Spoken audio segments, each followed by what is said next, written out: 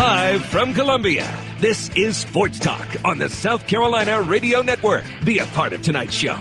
Call us at 800-956-7266 or email talkback@sportstalksc.com. Now, here are your hosts for Sports Talk, Phil Kornbluth, Kevin McCrary, and Tom Hayes. I don't know if they're looking at X's and O's right now is something you need to go focus on. They've got what I think is a heck of a football team coming in, and we've got to see what we can do from a mentality moving forward. They had a nice run, and I think sometimes those things are kind of cyclical, and we're just trying to be the best that we can be at Clemson, and that's a game. It's a game that we haven't done very well the past few years. So it was good last year to be able to get back on top. And good evening, everybody. Welcome into Sports Talk, South Carolina Radio Network, here on Monday night of Clemson, Carolina, Clemson Week 2015. It is here once again, and you cannot feel the excitement in the air, at least around this city where it's basically Gamecock fans. Maybe in the upstate you can feel it around Clemson town, but around this part of town, I think they're just ready for this to get over with. It's sort of like the kid that knows he's done bad and he knows dad's waiting for him when he comes home from school and he's going to get that whipping. This has kind of got the feel of the bad old days from a South Carolina standpoint before the Gamecocks rolled all 5 in a row. The approach used to be from Clemson standpoint, the Tigers would run out on the field against the Gamecocks expecting to win. The Gamecocks would be hoping to win. I'm not even sure hope is going to be in the stadium for the Gamecocks on Saturday. I'm here to tell you, based on paper and also based on firsthand observation of both of these teams extensively this season, I see no way that South Carolina not only doesn't win the game, no way they make it interesting into the late third or fourth quarter. Well, Just no way. It's one of those games where you tell yourself, if the other team wins, they'll need a lot of help from the other team. Even when Clemson gives help, I mean, they've lost a turnover battle each of the last 2 games, Syracuse and Wake Forest. And before Gamecock fans start chuckling and going, well, that's Syracuse and Wake Forest, you're not much better than either one of those 2 teams, all right? They're not better than either one of those teams. So don't start looking down your nose at a couple of bad ACC teams and think because they're in the ACC and you're in the SEC, all of a sudden you're elevated. You're not. Yeah. South Carolina was lucky to beat North Carolina. They struggled to beat UCF, who is awful. They beat Vanderbilt. That's their, North Carolina's their best win of the season. Certainly. Vanderbilt, they're not good. They're bad. Gamecock fans know it. The whole East upper is going to be orange. The game's going to be over. Clemson's second and third team guys are good enough to start at South Carolina. The Gamecocks have so many problems. I know the fans want to say, fire all the coaches. Well, you're going to have a new coaching staff in there, but the problems aren't going to go away then. They have completely goofed with their recruiting. They just made a ton of mistakes that have been well documented now that you're seeing played out on the field pro. They don't have good football players at South Carolina anymore. They don't. They have a handful of guys that are decent. They have 2 guys, maybe 3 guys that are going to be good enough to play a snap in the NFL as opposed to 10 or 11 in the past. They're just not a good football team. Okay, we'll talk all about it and give you more here on Sports Talk in a moment.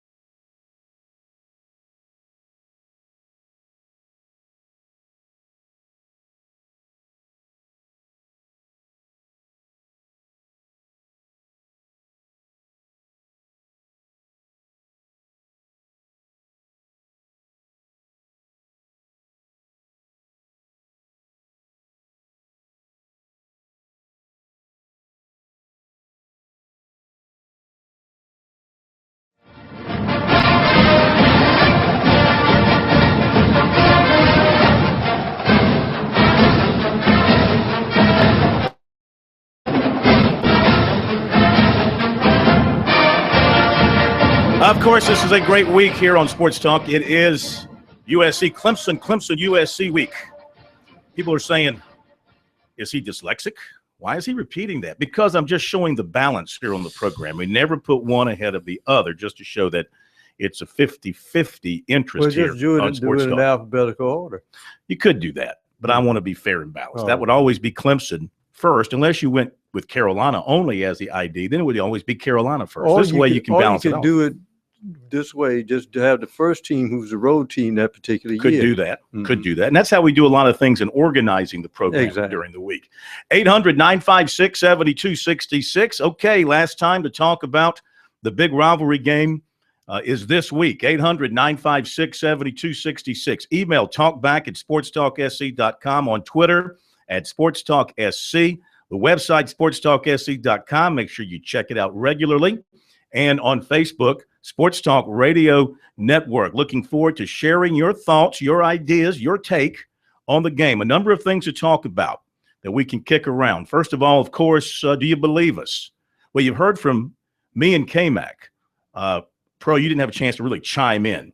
Do you see any way South Carolina makes this a ball game on Saturday? No, I did chime in, and I said it's the only game you can do where you look at one team and say it will need the help of the other team to win, and I don't see that happening because Clemson has to play sharp. They can't just lollygag and beat South Carolina because they're trying to think about winning the championship. And when you're thinking of winning the championship, you never turn the machine off. You know, South Carolina against the Citadel, I was watching that game as I was driving up to Clemson. As you were driving? That sounds safe. Yeah. I had it on my my phone on Watch ESPN. It was coming through loud and clear. Had no trouble. It's a technique I have. It's a technique. You know, you just have to know when to glance down and when to watch the road. But anyway, I don't want to get into all that. Yeah, me either. But from the opening kickoff, and this is on the coaching staff and the players, it's the entire responsibility. First of all, kudos to the Citadel for a great game plan, preparation, and mindset, and zeros to the Gamecocks. The opening kickoff, 15-yard penalty, unsportsmanlike conduct. That told me right there that they weren't taking this game seriously. They were already frustrated from the opening kickoff. I think they had 4 penalties in like the first quarter or something like that, 2 unsportsmanlike early on. And, of course, they had really no answer to the Citadel's running game, and they couldn't block the Citadel. The zone read for South Carolina, if they try that one time against Clemson, they should be fired on the spot because they haven't been able to run the inside zone all year long. They couldn't do it against the Citadel. There's no way I think South Carolina's only chance is if they throw it 60, 70 times, complete about half of them, and hope that somebody gets lucky and takes a long way for touchdown, or they sneak somebody behind the throwing the ball 60 times. They did throw for 330-something yards. You got to remember against the Citadel. Now you got to remember that Pharaoh. When you look at what gets me is people say you establish the run. Yeah, I get that. However, there are games when the pass has to open up the run, and Citadel, they were just leaving sheer spaces behind their defense, and South Carolina did not throw deep. You got to throw deep on some teams, and they never did that. The only time they threw deep was when, and it really wasn't a deep throw, is when the Citadel fell asleep on the last play. And luckily it was a false start. Well, and from what I understand, you were there.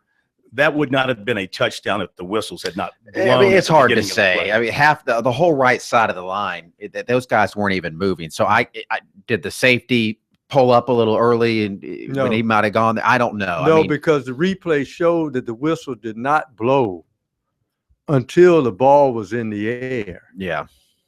It shouldn't have come down to that play. Sure. South Carolina, they were just never really seemed like I didn't think they were going to lose. I did not think South Carolina was going to lose to the Citadel. I didn't think they had gone that far. I thought they could struggle. I realized early when the Citadel scored on the second play of the game that the Gamecocks were going to have some problems defensively stopping the triple option. That didn't surprise me, but I thought offensively they would be able to pick up 3rd and 1 when they had 3rd and 1 against the Citadel. Multiple times they had 3rd and 1 and couldn't pick up a yard against the Citadel.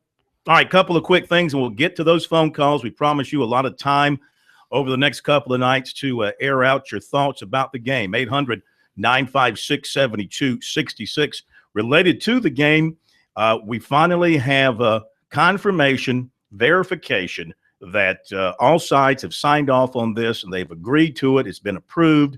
The first Palmetto Bowl trophy is ready and will be presented to the winner on Saturday. You know, last year they still had to use the old trophy. Exactly. Well, this one is now ready to go. Everybody's agreed to it. It's an actual trophy. It's not a plate. It's not a bowl. It's a trophy. That's what I'm told. I haven't seen it. I'm told it's a trophy. So it's ready to go. It'll be presented to the winner on Saturday. That's number one. Next on the agenda, USC coaching search. And, of course, that's going to amp up here this week and early next week, if not saved by Sunday of this coming weekend. All eyes from a South Carolina standpoint, according to our information, remain firmly fixed on Tom Herman at the University of Houston. And we're told this afternoon, as far as where things are right now with South Carolina and the process, that it is possible. I'm told this is tentative right now because nothing is in concrete when it comes to these sort of deals. Things are fluctuating and things can change. But from what we're told, tentatively, in-person interview Sunday or Monday between Ray Tanner and Tom Herman. And I guess that would the actual date would depend on whether or not Herman's team wins on Friday against Navy and then advances to the championship game of their league. Now that's, Tanner's got to kind of dance around that and not intrude in what's going on with Houston and their attempt to win their league championship. So, again, assuming that he's available, we're told in-person interview Sunday, Monday. Don't know where that would take place yet. Well, that's coming. That would tell you, though, that Herman's first priority right now would be South Carolina. That would be his first interview, unless Tanner's just trying to get in there first and he wants to be the first guy. Maybe Herman plans on meeting with some other ADs and schools after that, but Tanner wants to get the face-to-face first. Still just a lot of smoke there. And yeah, that loss against UConn didn't hurt Houston in terms of their conference championship. It hurt them in terms of where they could end up maybe in the final ranking. But my guess is, and I'm just guessing here, my guess is Ray will meet with Sean Elliott on Sunday. The first interview with him, I think that boat has sailed, I believe. And then I think he'll turn his attention to Herman and try and get that deal done. So if you're a Gamecock fan, you're rooting for Navy Friday. I think you are. I think you are. Certainly you are. The quicker Houston's out of that situation, the quicker that he can move on his man. And, of course, the fly in the ointment is what's occurring in Baton Rouge. I cannot believe those people would fork up $15 million to buy out Les Miles. I cannot believe it. But I don't think, and some people might say, well, South Carolina should go and try and gobble up Les Miles. And my response to that from looking at South Carolina is no. I think South Carolina should stick to what its game plan is here, go hire who he thinks is the best young and up-and-coming coach who he believes will come to South Carolina, put his roots down, and build a program. You want to catch a guy on the up, not catch a guy on the down. Now, both Holtz and Spurrier, they had 2-3 good years in their stay at South Carolina. And Spurrier in particular had an extended run of a certain level of success, a 3-year run of extreme success. And then the rest was what you would just say a modicum of success. The secondary bowl games, things of that nature, being in the hunt for the SEC East but falling short, things like that. But you want a guy that will come in and do it like Dabo. Fans don't want to hear it that way. But Dabo was given a chance to grow, and that's what you have to do with a coach you're cultivating for the long haul. I think you're exactly right. All right, we'll get to your calls in a moment.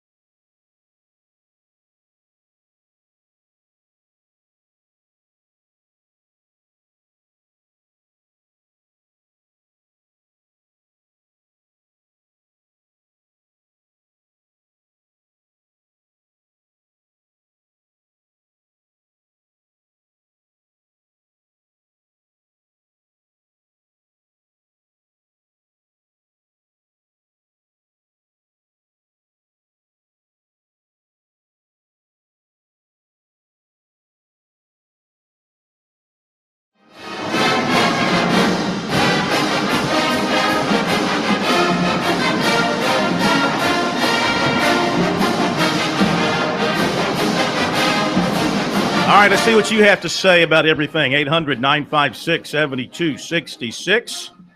And we will dare to ask you for your prediction on the game Saturday, though I know there'll be some real whoppers of scores thrown out there. 800-956-7266. Let's begin with Matt in Chester here on Sports Talk this evening. Hello, Matt. How are you? I'm doing fine, Phil. Hope you are. We are, sir. Good to have you with us. I'm glad to be here. Listen, in my opinion, you may have covered this. I don't think Tanner is the golden goose that laid the egg. He is responsible for some of this. Spurrier has his part. Both of them need to go. I know Spurrier's not here, but he has an office down there. I'm going to hang up and listen to that. He needs to share some of his blame, Ray Tanner and Steve Spurrier.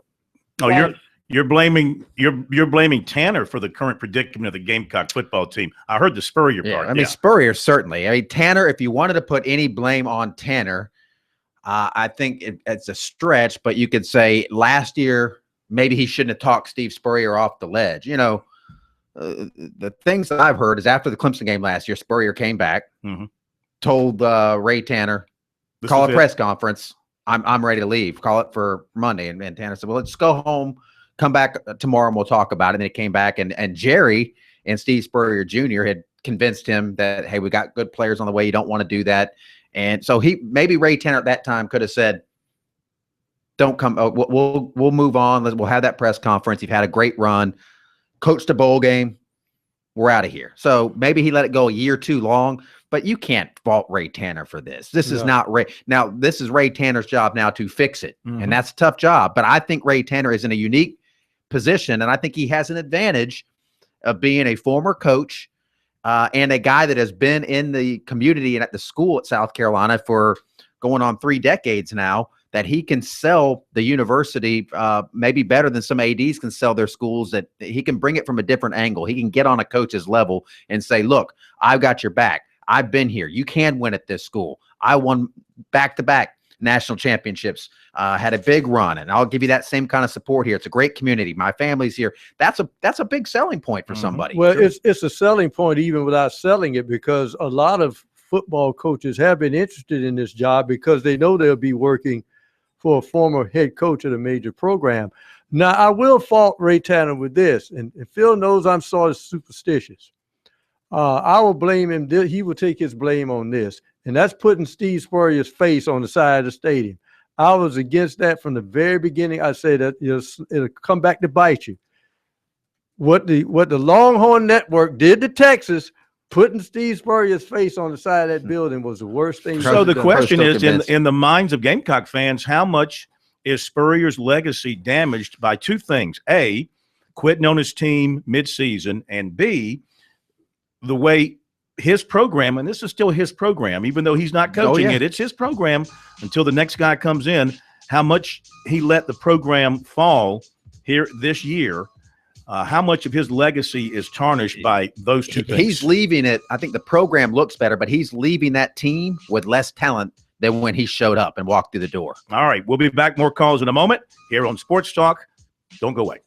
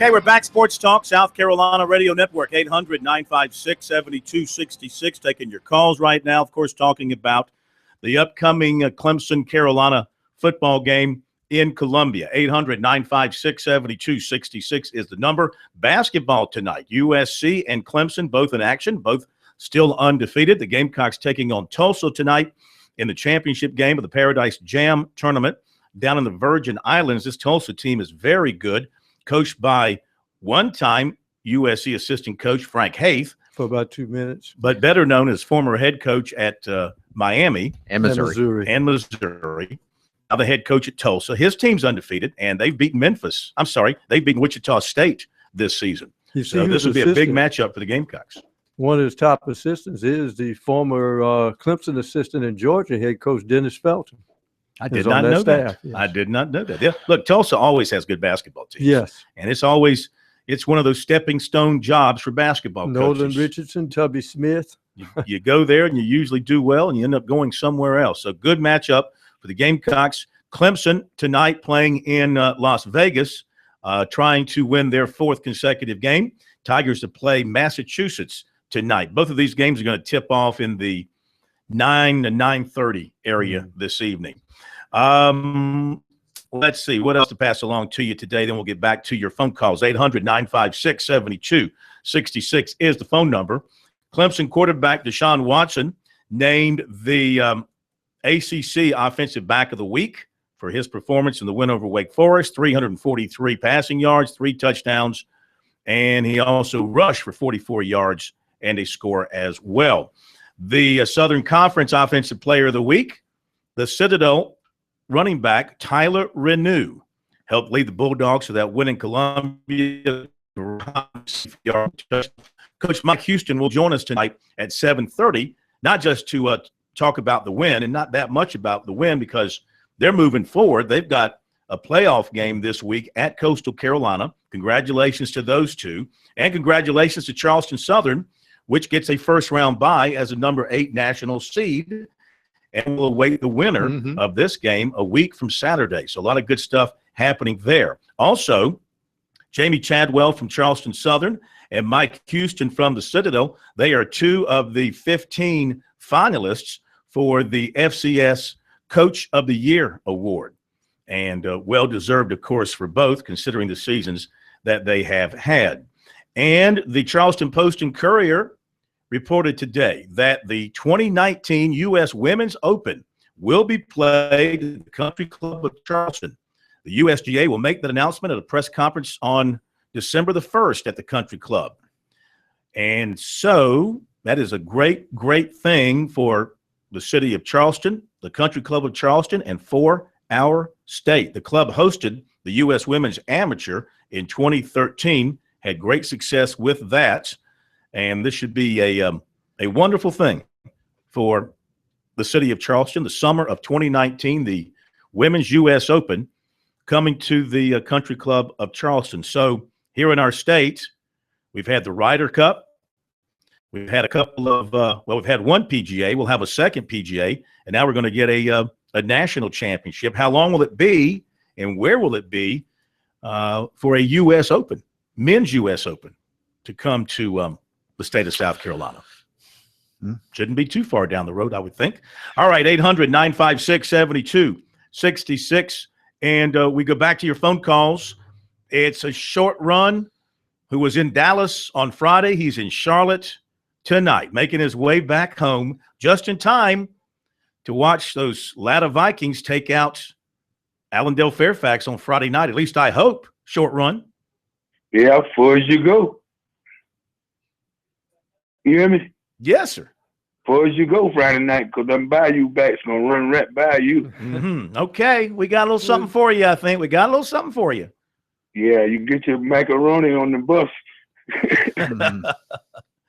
Yeah, anyway, congratulations, y'all, for the big win over Bamber on it. That was a big surprise, to say the least, a big surprise. Yeah, you sure shot me and my man up by the warm-up. All they closer they're going to get is the warm-up. Now, I think we threw the ball pretty well from what I understand. Latta's got a good quarterback, Colby Lee, who's going to South Carolina to play baseball, can throw it really well. and apparently did a good job throwing the ball on Friday night. Well, we're not going to put the ball on the ground 5 times now. Hope you do. That. Wish you would. Say thank you very much. Because we know y'all looking for a handout. Like, that was a handout Friday night. No, we're not looking for a handout. We're looking for a hand up. Yeah, okay, then I'm just going to pick Clemson to run away with that game in Columbus after Citadel did what they did. What's your score? You got a score for us?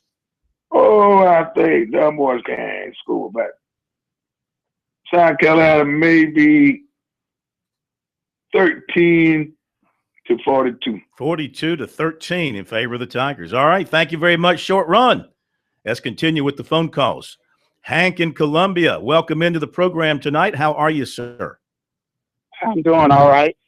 Hey, first of all, with Pro, the thing about that little banner they got hanging up for Spur at the stadium is you got the same 2 type banners hanging in the Colonial Arena. You walk in, you see there's a huge banner of Frank Martin on one side and a banner of Don Taylor on the other. So I don't know if we need to take them down. Well, I would say the difference is that those are kind of like introductory banners, so you kind of know who the head coaches are when you walk in, especially if you're a visitor.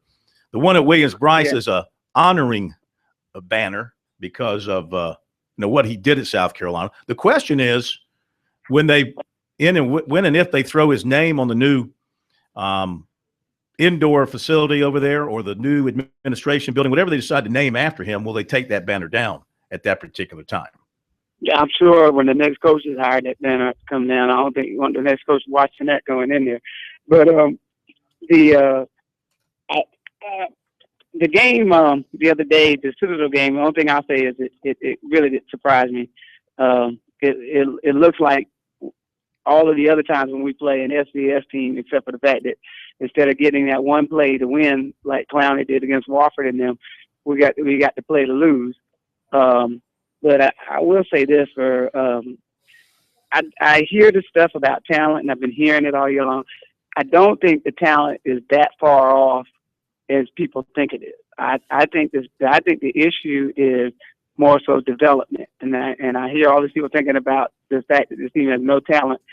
I think if they get some players, it's going to be interesting for a lot of these younger players what they look like after being developed for 2 years under some different assistant coaches, because I just can't see how team players that were there's 2 players on the defensive side of the ball that I think both of them were the MVP of the U.S. All-American game. I think Bryson Allen Williams and I think Dante Sawyer was. Mm-hmm. I just don't see how those players are so devoid of talent. More so, I think they're devoid of development. And that's going to be interesting in 2 years to see these guys after being developed and coached by some different coaches. Well, what have they been doing the last couple of years over there? I think. What have they been doing? To me, I think replacing good assistants with not so good assistants. Ron Cooper was very good when he was there as a DB coach. Oh my God! I remember the fan. I remember the insiders on the fan websites threw him under the bus like he'd gone in there and stolen something. Mm-hmm. They were so ready to get rid of him. Yeah, but the insiders, not the guy. The guys who need to respond to you are the players, and I know players respected Ron Cooper. In fact, there were a number of player comments when he left. Mm-hmm. And then, of course, we couldn't do anything about Loing, but when Loing left, you had a defensive line that would have allowed you to go out and get plenty of defensive line coaches who would come in and coach that talent, even if for a year, for their own reasons. And we went to the high school ranks to get a linebacker coach. Not saying he hadn't done a decent job, but we did that also. There's just been, you look at Jay Graham leaving and what we brought in, we lost a lot of assistants. Okay, man. Good points. I appreciate your phone call. Got to hit a quick break. Back in a moment.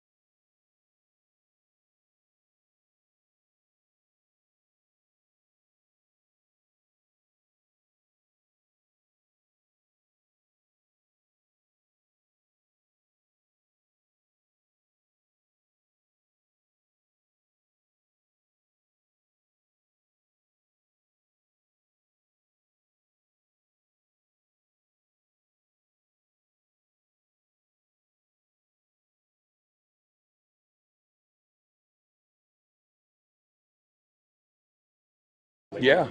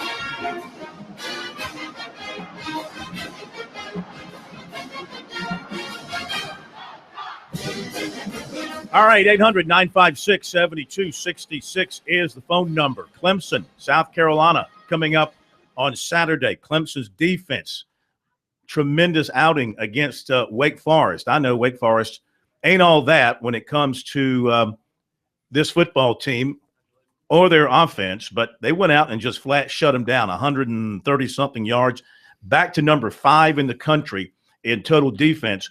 Brent Venables, in the last 2 or 3 weeks, had seen some things bad happen to his defense, some gash runs, some big plays given up. Not so much this time. He only gave up one play of 30 yards, and that was late in the game against some backups. Outside of that, nothing more than a 19 or 20-yard play here or there. They shut him down most every other play during the ball game. Here is Venables talking about that defense, very pleased with what he saw. Yeah, that same offense had about 400 on the road last week. So yeah, it was a good performance. Clean, disciplined. Had a great week of preparation. Thought we respected the game and showed some humility in their preparation. And then I thought they went out and played with a great focus and really played well. Coach, you're playing the South Carolina team next week. They lost to the Citadel today. Does that make them even more dangerous in this rivalry game? That game, these kind of games are always emotional and anything can happen. And regardless of whatever happened, I did not know that. But they've got good players and they're tough and they got good coaches. So it'll be something we're really looking forward to.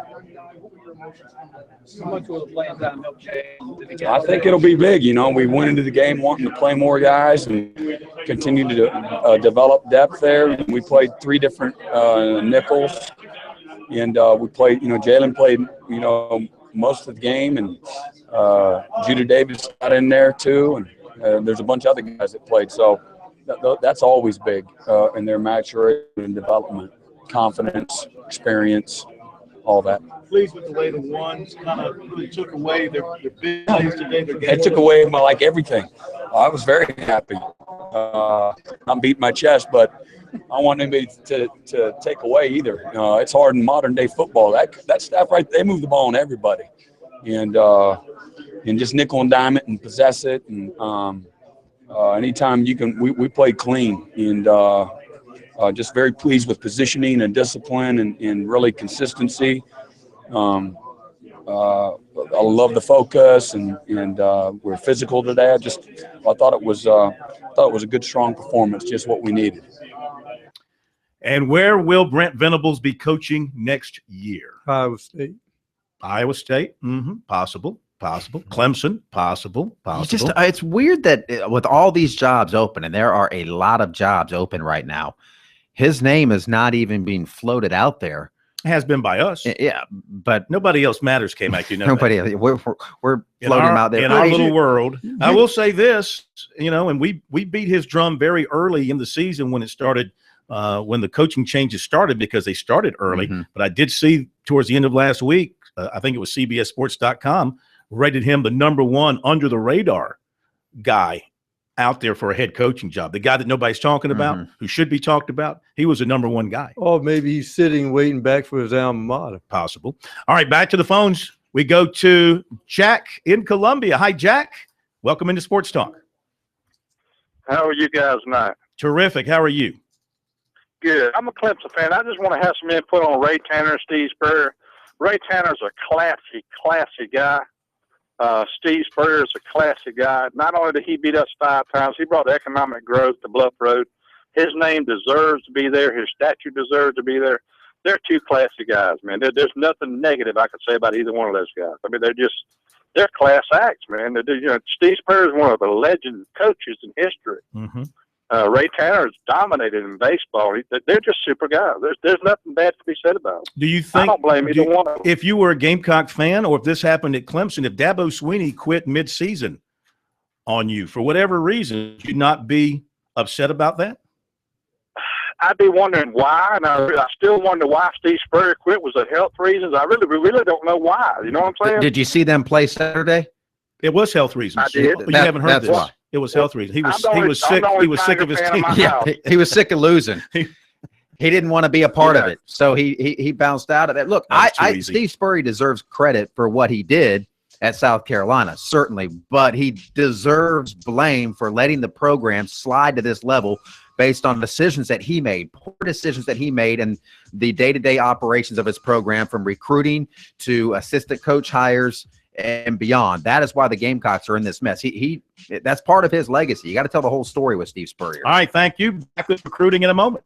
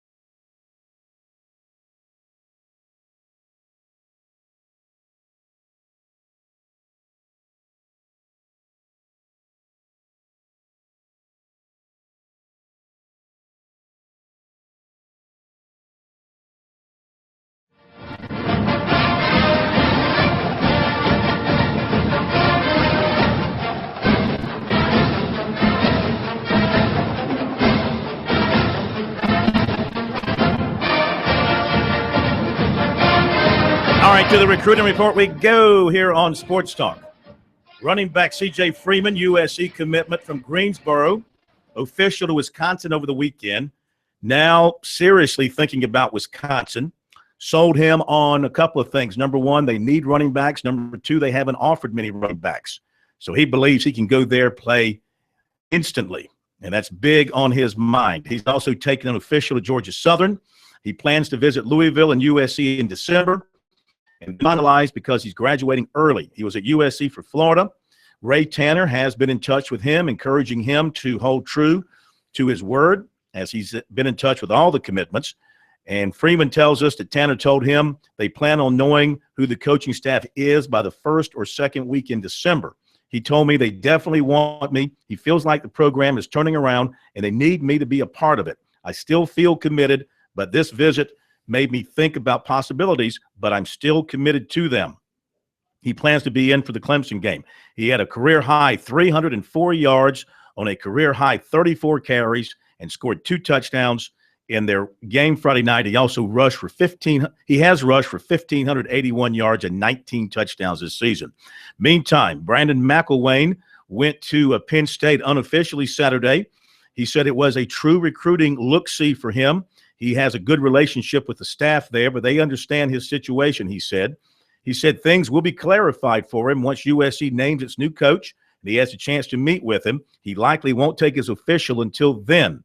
He said he has gotten the approval of his school for early enrollment, and he's still leaning towards doing that. But again, he needs to meet with the new coach first. He's still considering staying in high school for the spring so he can play his senior season of baseball, and that would keep him eligible for the baseball draft this summer. Some project him as a first rounder. This season, he passed for 1,727 yards, 17 touchdowns, 13 interceptions. He rushed for 1,528 yards and 30 touchdowns. USC commitment offensive lineman Will Putnam went to Virginia Tech Saturday unofficial. He tells us still committed. He will be at USC Saturday.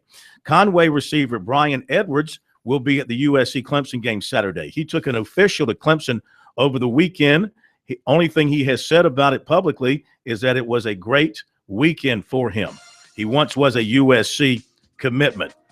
Also, tight end Logan Rudolph of Northwestern was offered Saturday by Ole Miss. Running back Tariq Tisdale of Orlando was at USC Saturday, as was 2017 offensive lineman Tanner Lawson and 2016 offensive lineman Philip McDowell of Boiling Springs. Linebacker Chase Monroe of Davidson, North Carolina, 2017 kid. 2018 cornerback Dasamir Spriggins of Virginia Beach plans to be at USC Saturday, along with Gamecock commitment receiver J.J. Givens, who went to Wisconsin this past weekend.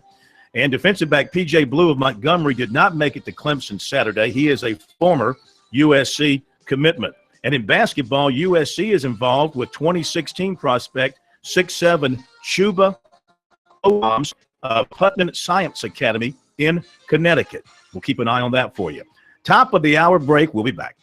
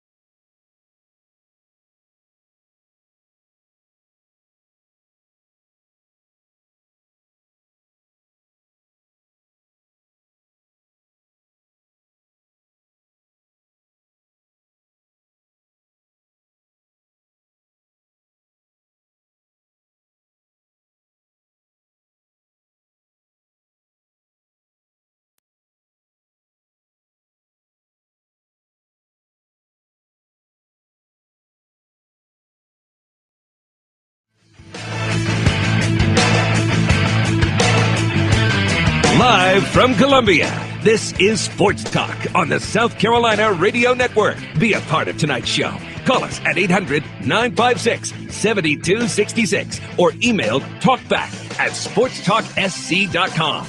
Now, here are your hosts for Sports Talk, Phil Kornbluth, Kevin McCrary, and Tom Hayes.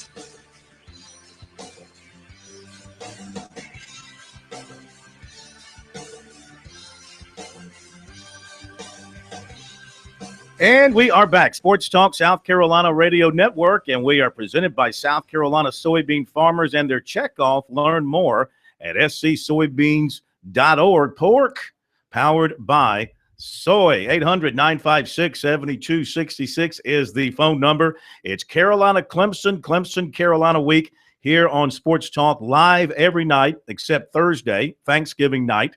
On Thanksgiving night, we will have our annual USC Clemson USC preview for you.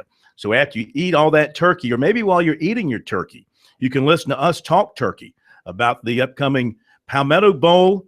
I'm not going to say, well, I guess technically it's Palmetto Bowl 2 because it's the second year it's being called the Palmetto Bowl, but it's not the second game between these two teams, obviously. It's one of the longest running rivalries uninterrupted in the country and one of the great sporting events anytime, any place. It is the biggest day of the year in the state of South Carolina. And regardless of how bad one team might be in the matchup, you never know what is going to happen. There's always something unexpected that does happen. Now, we don't expect anything like a close game or a competitive contest or anything like that, but you just never know. Back to the phones, 800-956-7266, and it's Kenny in Rock Hill with us next. Hi, Kenny. Welcome in. Hey, thanks, guys. I was just calling to give a very optimistic view for the Gamecock fans out there. I think one of the callers kind of hit it a little bit earlier. I find it hard to believe the Gamecocks are that talentless. It's obvious that there's been some development issues, and by not getting good coaches and whatnot. But you also got to look at next year. It lines up favorably with schedules and stuff. And the defensive line is pretty deep and has shown spurts of just raw talent. You got to think when this entire season's over with, the new coaches come in, get some good guys, come in and coach these guys up. That can make a difference pretty quick. You got to think with a good staff, a good off season, requires some good skill players. They could turn this thing around pretty quick, even after they get beat by Citadel this past week. Let me tell you how they turn it around quick. Let's get the Kornbluth turnaround quick plan here. Brandon McElwain. Oh, is that what it is? I thought you were going to say Chad Kelly. No, Chad Kelly would have certainly helped this year. Chad Kelly would have. I'm telling you, you put a good quarterback in there. I know with a true freshman, you're going to have your ups and downs with him. You're going to have your highs and lows. He's going to make his mistakes, but at least from what I've seen and what I've read and what I've heard, he is a very talented athlete. We're talking about a guy that's a two-sport star. And he would. Can he play running back too? The thing about this kid is he's got the attitude. They're more than a quarterback away. He's got the chest. They're more than a quarterback away at South Carolina.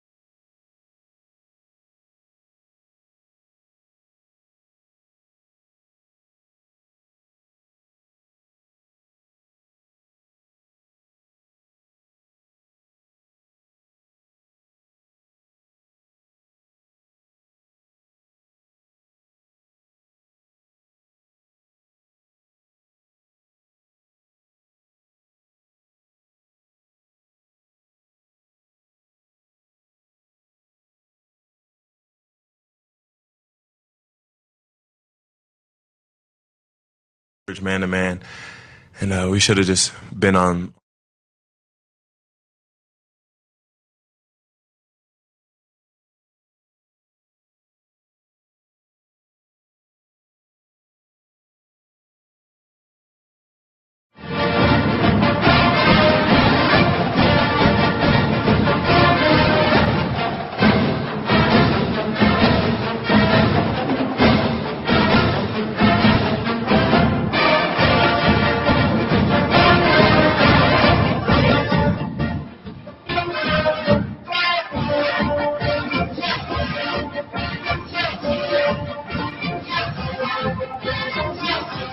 Here's a nice little note about the Palmetto Bowl. The two bands are going to play together to pay tribute to victims of the church shooting in Charleston. So that's very nice. If you go to our Twitter feed, I'm tweeting out that story, and you can go. There's a video announcement being made by the director of the Clemson bands about this. I don't know if South Carolina's put something out either. Maybe they have, but the key here is the two bands are going to play together as a tribute to the victims of the church shooting in Charleston. So that's good. That's the other side of this big event, of course. It's beyond the football game. It brings everybody in the state together for an athletic and social event, and a lot of other things that went on in our state this year, the flood, the tragedies, things of that nature. And it's a way that the two schools can reach out and do some good things like that, and that's nice to see. 800-956-7266. In just a moment, we'll get back to your phone calls. Insects and diseases can be moved hundreds of miles in firewood and threaten our forests, favorite campsites, neighborhoods, state and national parks. Help protect the trees you love by purchasing firewood at or near where you burn it. For more information, visit don'tmovefirewood.org. Speaking of not moving, the Gamecock defense couldn't move that Citadel offensive line well enough to get to those running backs. They were run over for about, 375 yards by the Citadel. And that triple option, here is the man in charge of the Gamecock defense, John Hoke, talking about what went down on Saturday. John, after the first two scores, it seemed you guys really settled down and were starting to take away what they were doing. Just what were you able to do to trigger that success throughout the middle of the game? They do a good job. They adjusted to us, and we had to adjust to them. They kind of see what you're saying, lined up in check plays. So we just started checking to them and changing our fronts up a little bit and kind of, got them out of sync a little bit. The biggest part of this game, there was like two explosive runs for touchdowns. And then we let an explosive pass up in the third quarter, and that led to a field goal. And, those were problems that we had. Renew hadn't been their point man all year, but he was today. Was there something specifically that they had success on that with? No, they just did a good job being patient with what they do. That position, they get the ball. And they did a good job. We had people in position at times and didn't make the play, and they did. Give them credit.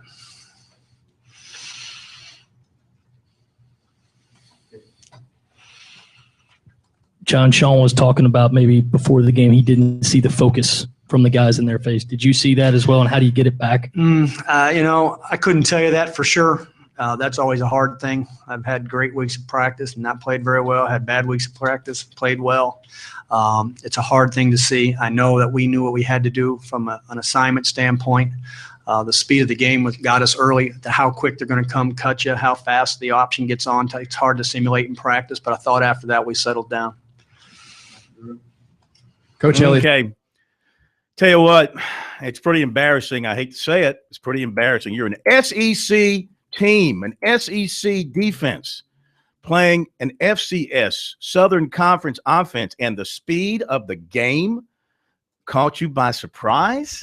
Speed of the option. I don't care the speed of what.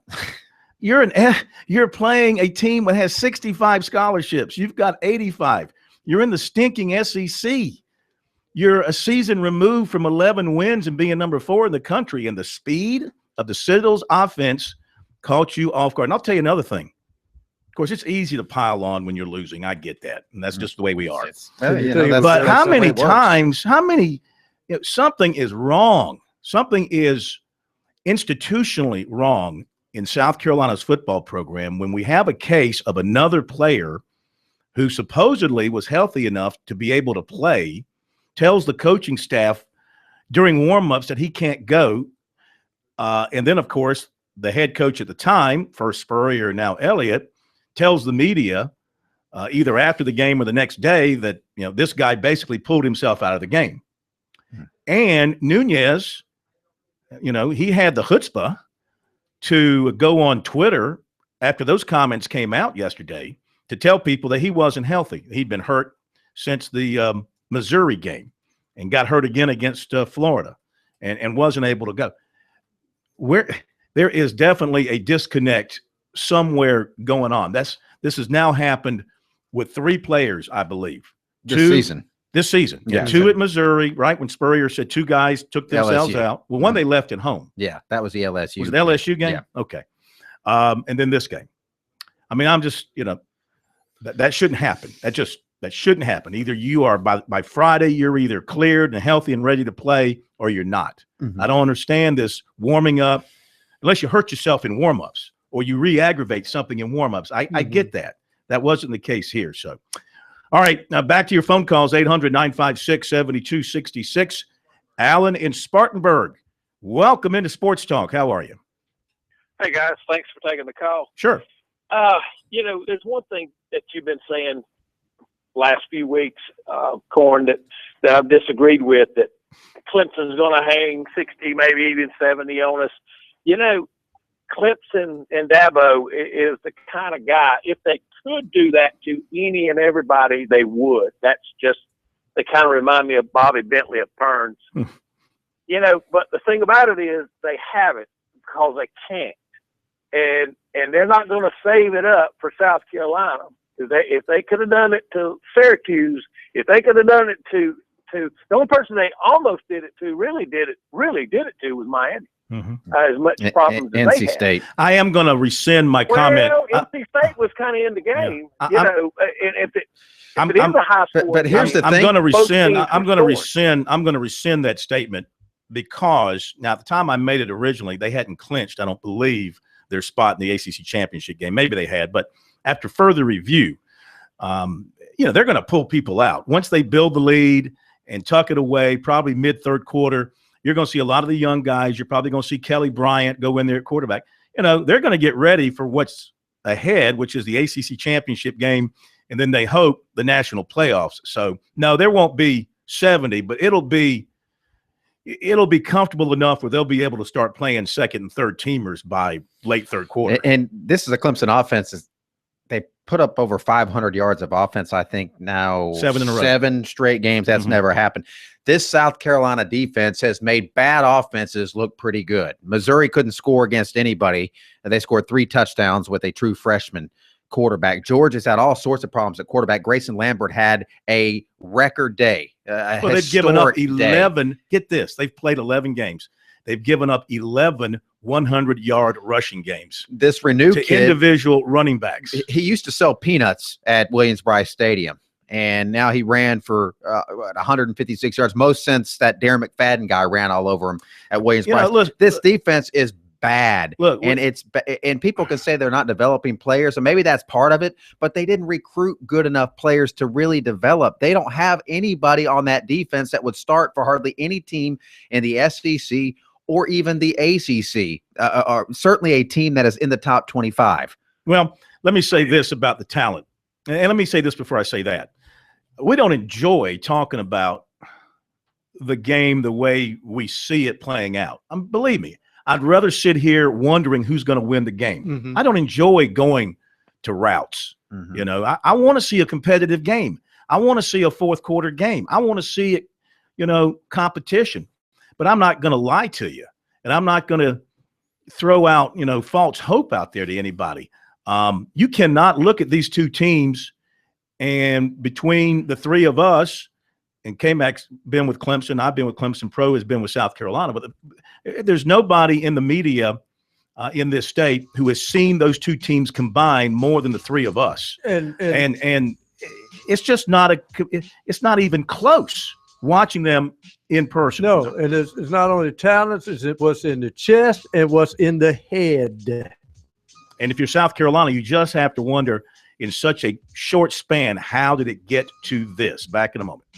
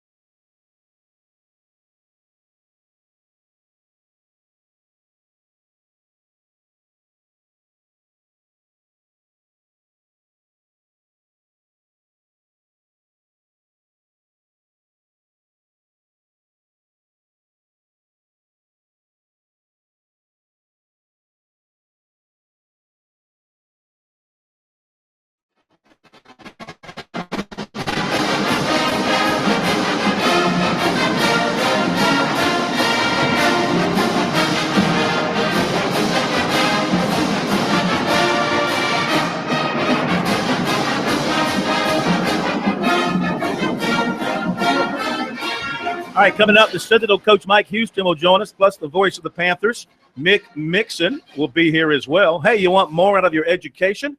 Palmetto College offers the quality of a 4-year education online. To find out more, visit palmettocollege.sc.edu. With Palmetto College, your future has no limits.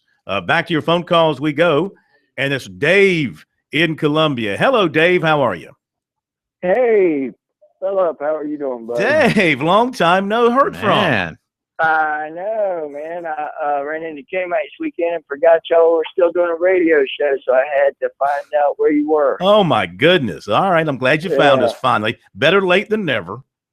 Yeah, well, I was on Intune and on the website and couldn't figure out, I don't know, I just heard the guy get off the phone. I guess he was, I don't know if this was earlier or not, but talking about Dabo running up the score on people if he could. Said he would if he could, yes. I guess he doesn't watch a whole lot of Clemson football. I mean, obviously, when you bring the second string in after 14 points on Syracuse and almost lose the game, Dabo definitely doesn't want to run the score up on anybody.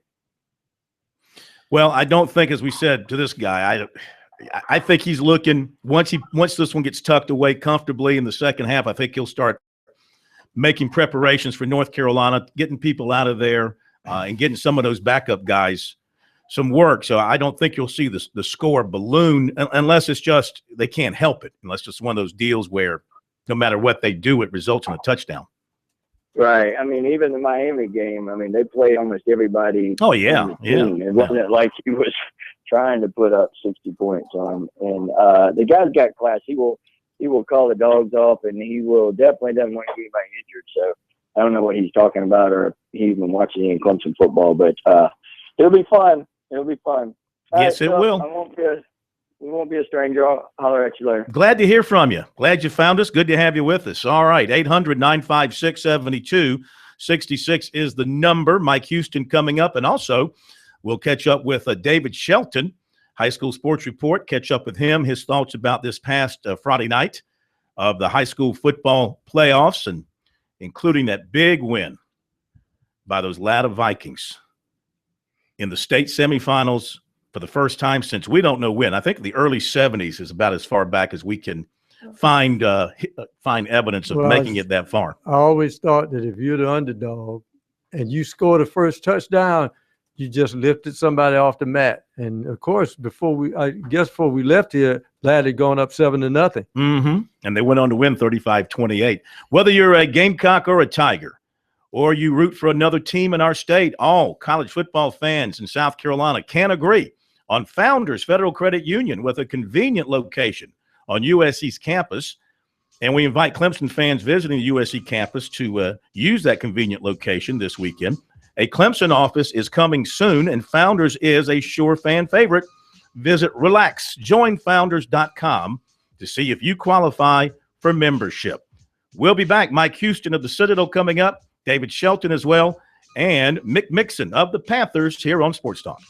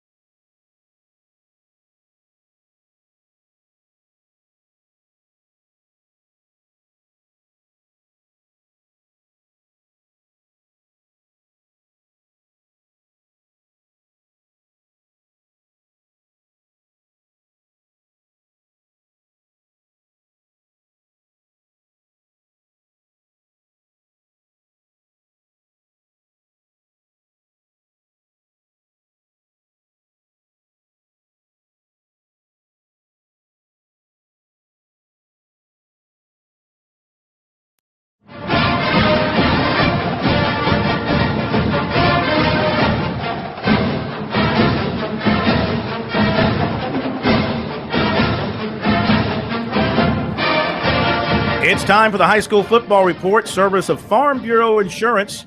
With new auto insurance rates from Farm Bureau, you could be saving a whole lot of moolah.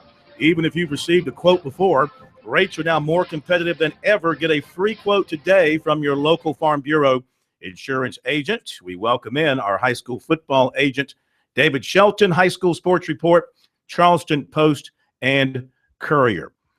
Biggest surprise from the playoffs Friday night in your mind? I don't know that there was any huge surprises. Nothing that really just like went, wow, I guess. You know, I mean, like I said on the show on Sports Talk Friday night, I didn't think a 10 beating a 7 was really, or 9 beating an 8 would really be an upset. And Ashley Ridge lost to 10th seeded Boiling Springs. Dorman beat West Ashley, which is a 9 beating an 8. So really, you know, there weren't a lot of upsets, and really the matchups were not great matchups.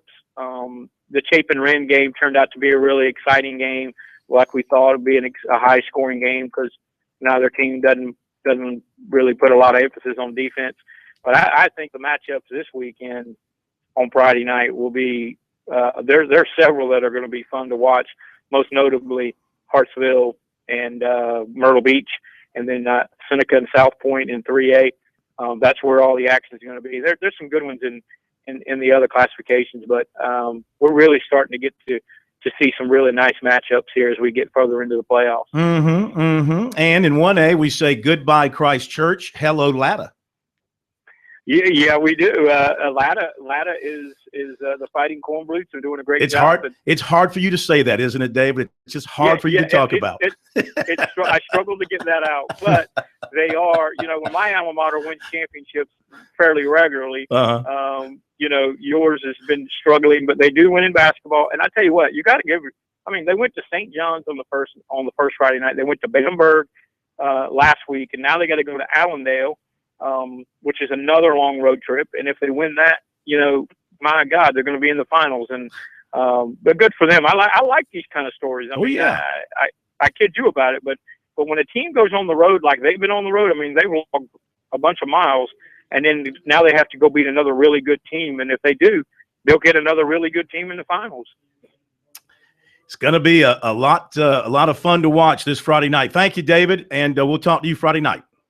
Okay, man. Take care. Appreciate it. David Shelton, High School Sports Report, Charleston Post, and Courier. And you'll forgive me for putting on my my partiality pants there and talking about my Latta Vikings and the fact that we have a chance to get to the state championship. You just rooted against some Vikings. Well, I'm yesterday. sorry. I'm sorry for Allendale Fairfax. I'm always a fan of Allendale Fairfax, but not this Friday night.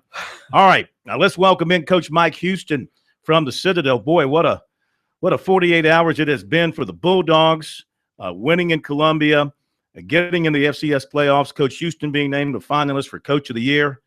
Man, have you slept at all? A little bit, but not much.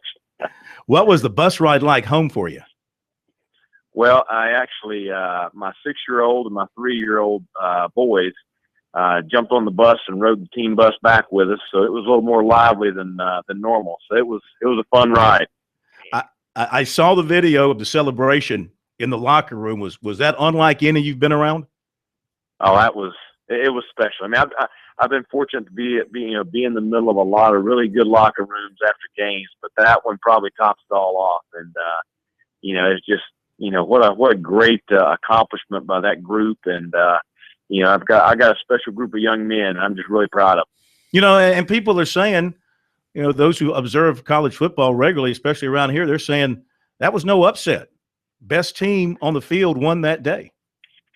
Well, I don't know how many people thought going into that game that we would be able to pull it off, but I can promise you our coaches and our players did, and we worked very, very hard all week with the mindset of what we needed to do going up there, and I thought the kids played with tremendous intensity and very physical at the point of contact, very disciplined on both sides of the football, and really in all three phases, I felt like did what we needed to do to win and made the plays we needed to make them. Since the victory, who is the highest ranking member from the military that you've heard from? Well, I've heard from 2 3-star generals, so I got three 3-star generals. So they probably take the cake, but they're all excited. One of them, our chairman of our board of trustees, General Sams, he sent me a note today, and then General Watts, that used to be the president here, came by, and then of course General Rosa.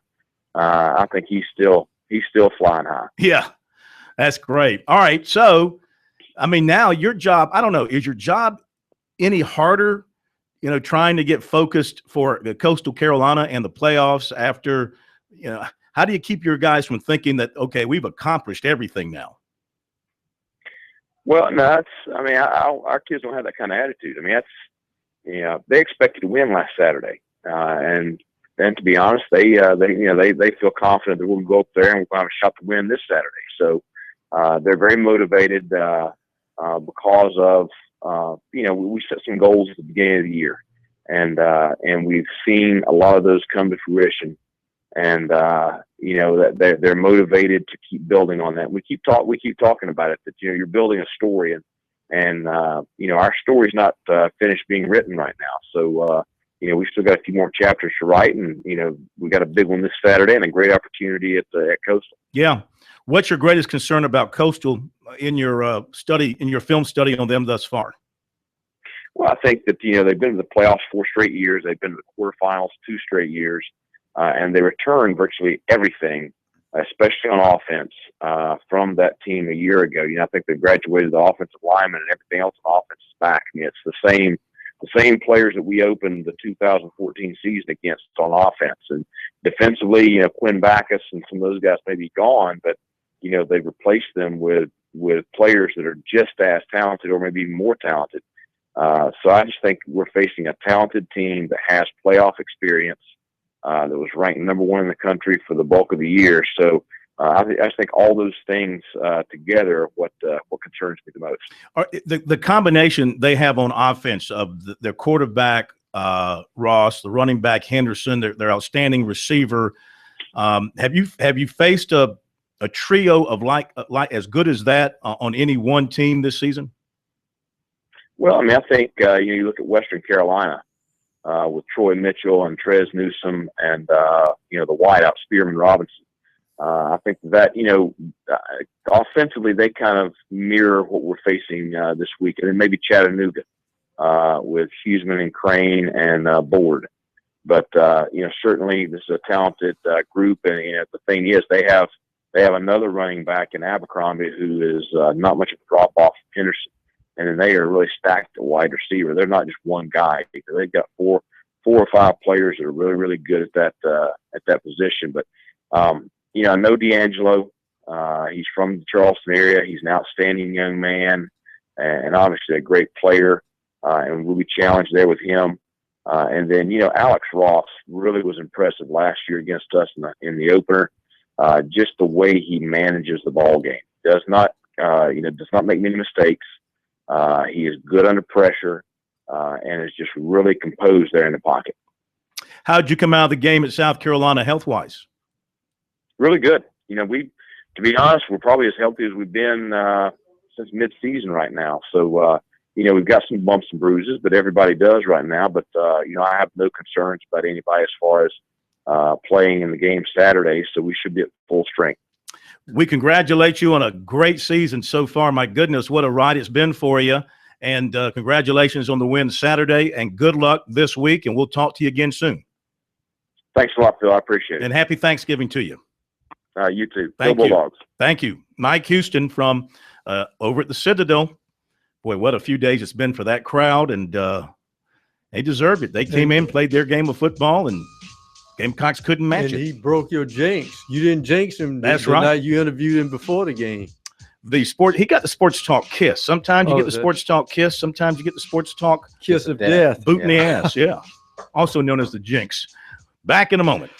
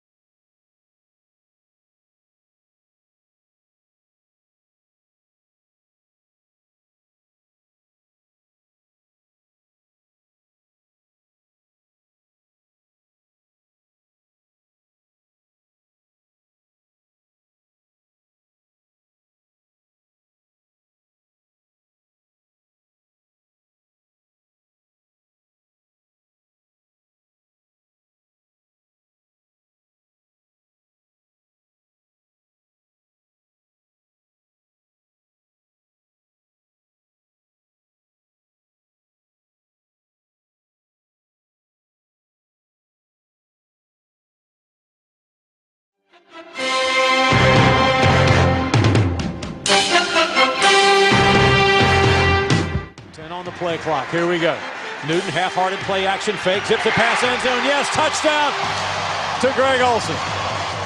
Holy cow, 4 touchdown passes in the first half by Cam Newton. Where's Eugene? I didn't hear Eugene screaming in the background on that. He only screams on defensive plays, I think. Only Zoki and Mick talk on the offensive touchdown side. We welcome in the voice of the undefeated. I said undefeated. Carolina Panthers, Mick Mixon. Wow. What do you think? 10-0. We're good. That sums it up. Sums it up. Eugene was probably eating a Twizzler when that particular play occurred. What flavor does he like? They smell like Vicks Vapor Rub. Oh, yeah. I don't know what flavor that is, but can't be a lot of food value there. Licorice. Well, I mean, what can you say about Cam? What can you say about Olsen? What can you say about the receivers? I mean, I don't want to say they're perfect by any means, but pretty darn close. I agree, Corn. And fellas too. We hadn't had a win like that this year. The Panthers have had wins where we forged the lead and then hung on. We've come from behind and won at Seattle, but this one where it's close for a quarter, but then you just put a country kind of whooping on them, taking the ball away, spanking their rear ends, just embarrassing them in front of the whole school. So it was sweet. And this football team, I think a takeaway point from the game, if you're looking for one, is that the Panthers are getting better. I mean, we've been winning games, of course. The record says what it says, but the Panthers are improving as a football team, kind of getting better at the right time right now. Well, Mick, you're from the Carolina, so you know the history that still a lot of fans, Redskins fandom is ingrained into them. So you got them to get up early and leave. That was great. I mean, you see the Sonny Jurgensen jerseys and the Chris Hamburger and Billy Kilmer. You see them all just turning to leave, and that was fantastic. And Washington will get it figured out, but they've got some issues. They got to figure out what to do at quarterback because RG3 doesn't look like he can function. Cousins in the last year of his rookie deal, and he's going to get a payday if Washington decides to extend him. I don't know. Colt McCoy looks like a pretty good option to me. Well, look, I know that your football team there, you're made up of a bunch of professionals, and they're used to television and national television, notoriety and all that. But Thanksgiving Day in Dallas, one of the prime spots of the year for a football game and for a football team. I think this is the first time the Panthers have been on Thanksgiving, if I'm not mistaken. Maybe I'm wrong, but hopefully I'm not. Is there an extra feeling of excitement about the place and the location and the time of the next game? A little. I remember you were wrong one time in 1984. I remember that. 84. Mm-hmm. I think you were actually did I pick right. the Gamecocks to beat Navy? Yeah, something 84? like that. Yeah, exactly. Fire ants and black magic. Good call. But no, I think what the Panthers want to get to, and I think where they're getting to, and you won't completely arrive until you experience absolute victory, but is that Dallas has to worry that we're coming instead of us worrying about the national broadcast and Thanksgiving and a big stage, the whole country watching. This team's pulse rate has been about zero when Sunday Night Football has come, Monday Night Football, and now hopefully it'll be the same with Thanksgiving Day ball. Was it out of character or it calculated as he may be? Riverboat Ron saw that first line come out. Okay, all right, I got all I can use now. Guys may be tired and they got to play a short week, but when they showed that the Cowboys were the favorite, I know that's all he needed. Are the Cowboys favored? Seriously, I don't look at the Las Vegas Oh, line. yeah, Is Dallas favored? Yeah, in fact, he said he was that's disrespect. He is quoted as saying that's total disrespect for what we've done. Wow. Well, that's great. See, here's another cause celeb. Here's another motivational tool. It's perfect. The Patriots playing tonight. It's just you guys and the Patriots left unbeaten. So, I mean, does a team root for the Bills tonight? Do they want to stand alone as the only unbeaten? I think if the Super Bowl was this weekend, and it was us too. Yeah, I mean, but I just don't think it matters that much. I think New England's beatable, Carolina's beatable. I mean, in the NFL, if you don't play well, every other team is good enough to beat you. But so I really think, Corn, I'm not dodging your question. Sure. I just don't know the answer to it. I think this team's done a pretty good job of staying in the moment, though. All right, Mick. Hey, happy Thanksgiving to you, and enjoy the turkey out there in Dallas and everything else that goes on. And we'll be watching and listening on Thanksgiving Day. Appreciate it, guys. Thank you very much. All right, Mick Mixon, the voice of the Panthers, with us here on Sports Talk. A reminder that insects and diseases can be moved hundreds of miles in firewood and threaten our forests, favorite campsites, neighborhoods, state national parks. Help protect the trees you love by purchasing firewood at or near where you burn it. For more information, visit don'tmovefirewood.org. Back in a moment.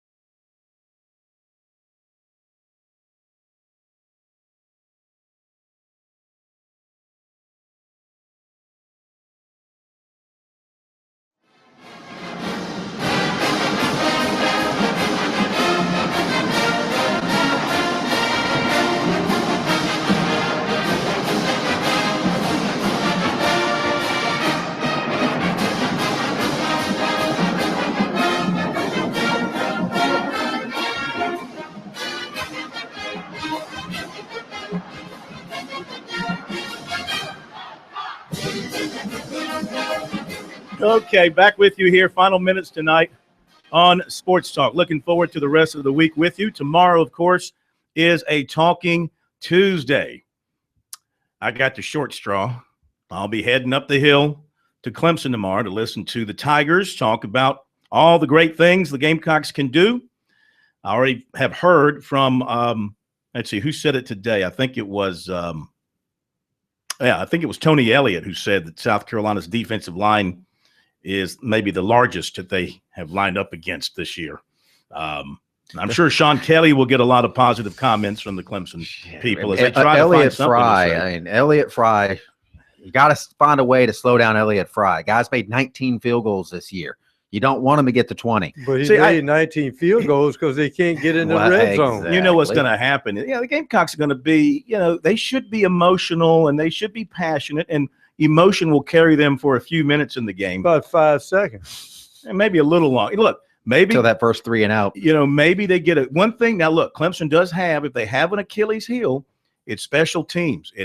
They've given up some long returns. They've had 4. It's going to be a Fenton quake. Extra points Rashad or Fenton. Missed.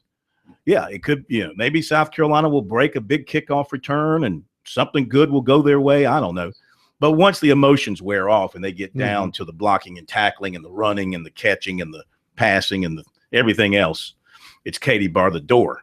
Anyway, we'll hear from the Gamecocks tomorrow as well. That spread has moved up to about 18 now. Is it up to 18 now? Yeah. Okay. And rising. We will hear from both sides for you tomorrow. Take more of your phone calls as well. Wednesday night, because we're moving everything up a little bit to accommodate Thanksgiving, we'll have our coordinators and our defenders.